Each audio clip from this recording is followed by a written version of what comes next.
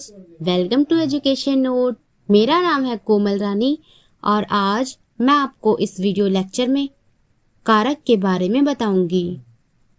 दोस्तों, हिंदी ग्रामर का यह एक पार्ट है कारक, जिसे हम आज के वीडियो लेक्चर में पढ़ेंगे। तो चलिए शुरू करते हैं। आपको पता है कारक किसे कहते हैं? यदि नहीं भी पता तो कोई बात नहीं, हम इस वीडियो में जानने का प्रयास करेंगे। ओके, देखिए दोस्तों, कारक किसे कहते हैं? संज्ञा या सर्वनाम के जिस रूप से वाक्य के अन्य शब्दों के साथ उनके संबंध का बोध हो, वह कारक कहलाता है। संज्ञा या सर्वनाम के जिस रूप से वाक्य के अन्य शब्दों के साथ उनके संबंध का बोध हो, ठीक है दोस्तों, उसे कारक कहते हैं। यदि आपने संज्ञा सर्वनाम के लेक्चर्स नहीं देखे हैं तो आप मेरे चैनल पर जाके देख लीजिए, डिस्क्रिप्शन में आपको लिंक मिल जाएगा। ओके, अब आपको पता है कारक के कितने भेद होते हैं? कारक के 8 भेद होते हैं। कर्ता कारक, कर्म कारक, करण कारक, संप्रदान कारक, अपदान कारक, संबंध कारक, अधिकरण कारक, संबोधन कारक, है ना।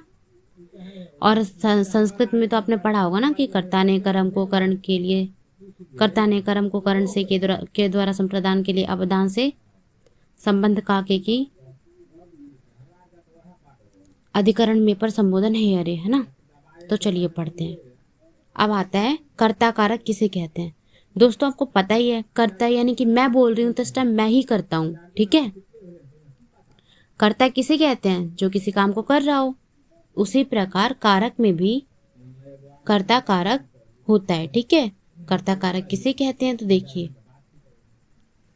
वाक्य के जिन शब्दों से काम के करने वाले का बोध हो उसे कर्ता कारक कहते हैं। कर्ता कारक किसे कहते हैं?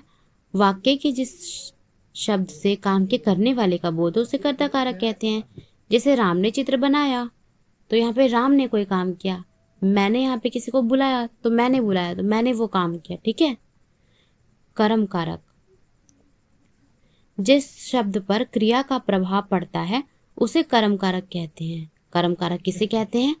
जिस शब्द पर क्रिया का प्रभाव पड़ता है उसे कर्म कारक कहते हैं। जैसे राधा ने रोटी खाई, क्रिया यहाँ पर क्या है? खाना, ठीक है। उसने क्या खाया? रोटी खाई। तो जिस शब्द पर क्रिया का प्रभाव पड़े उसे कर्म कारक कहते हैं, ठीक है। अब आता है करण कारक। क्रिया के लिए जिस साधन की सहायता ली जाती है उसे करण कारक कहते हैं।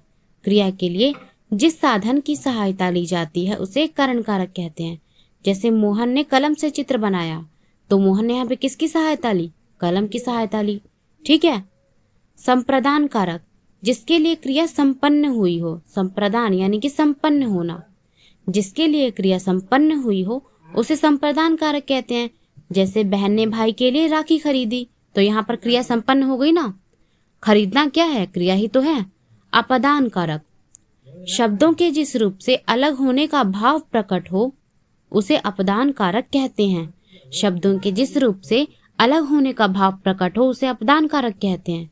जैसे पेड़ से पत्ते गिरे तो यहाँ पर जो पेड़ के पत्ते हैं वो पेड़ से अलग हो चुके हैं, ठीक है। संबंध कारक, संबंध यानी किसी का संबंध बताना। शब्द के जिस रूप से दो संज्ञा या सर्वनाम के शब्दों के बीच के संबंध का बोध हो। शब्दों के जिस रूप से दो संज्ञा या सर्वनाम शब्दों के बीच संबंध का बोध हो उसे संबंध कारक कहते हैं। जैसे मोहन का कुत्ता भौंकने लगा तो यहाँ पर किसका और किसका संबंध है? मोहन का और कुत्ते का, ठीक है। अधिकरण कारक, संज्ञा या सर्वनाम शब्दों के जिस रूप से क्रिया के होने के आधार पर समय का पता चले उसे अधिकरण कारक कहते हैं। आपको पता है ना, इसमें में या पर आता है, संस्कृत में पढ़ाया था मैम ने। जैसे मछलियां नदी में तैरने लगी। अब आता है हमारा संबोधन कारक। संज्ञा या सर्वनाम के जिस रूप से किसी के पुकारने, बुलाने या सावधान करने का बोध हो उसे संबोधन कारक कहते हैं। संज्ञा या सर्वनाम के जिस रूप से किसी के पुकारने, बुलाने या सावधान करने का बोध हो उसे संबोधन कारक कहते हैं। जैसे हे प्रभु, अब मैं क्या करूं। तो आई होप आपको ये वीडियो लेक्चर पसंद आया होगा और समझ भी आया होगा। यदि पसंद आता है ये वीडियो तो आप इसे ज़्यादा से ज़्यादा लाइक करें ताकि ये वीडियो और लोगों पर तक भी पहुंच सके। ठीक है, मिलते हैं नेक्स्ट वीडियो में। Bye, take care.